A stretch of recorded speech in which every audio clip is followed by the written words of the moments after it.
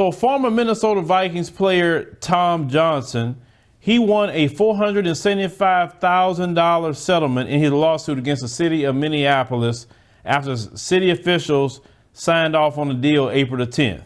So he was arrested by two off-duty police officers by the name of Patrick McCarver and John LaLuzerne.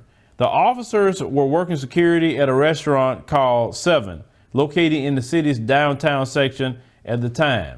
Now, John LaLuzerne passed away in 2018. Don't feel bad about that at all.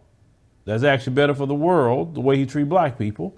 Johnson said he was pepper sprayed during the incident and saying the stun gun was used on him simply because he refused to stop filming the officers with his cell phone.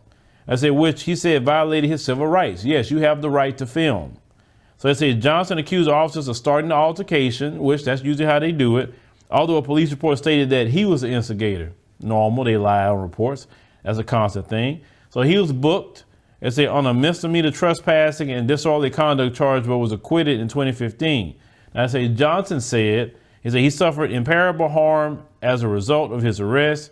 He rejected an earlier settlement and said the incident people viewed him as a troublemaker, and we know who those people are. Sure, not people in the black community. And a wrongdoer, which defined the perception of him in the public and more importantly by teams around the NFL. So they say Johnson's suit against the city of Minneapolis had came in April 2016. A former defensive tackle said he was injured, jailed, publicly humiliated, and ultimately forced to defend himself against criminal charges. Now, they say an attempt to justify the decision of the taser on a non-resisting citizen, they said, who had the audacity to take a photo of an officer who believed he had mistreated him. The officers ultimately concocted a story, which they normally do, in which they claimed Johnson jumped up on the planter and lunged at the officers. Now, they say Johnson had something to say about that in the settlement as well.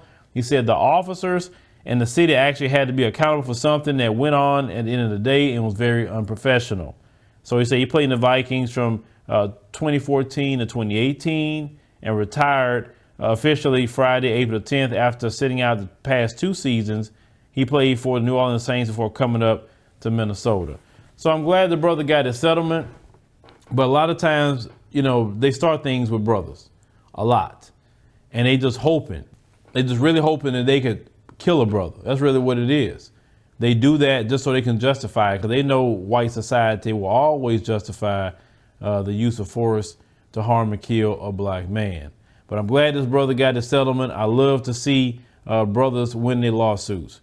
But let me know in the comments what you think about this situation with this brother, winning his settlement. But, the city of Minneapolis itself, I mean, they should feel ashamed of themselves hiring them kind of people. But unfortunately, it seems like that's what they look for when they hire police officers.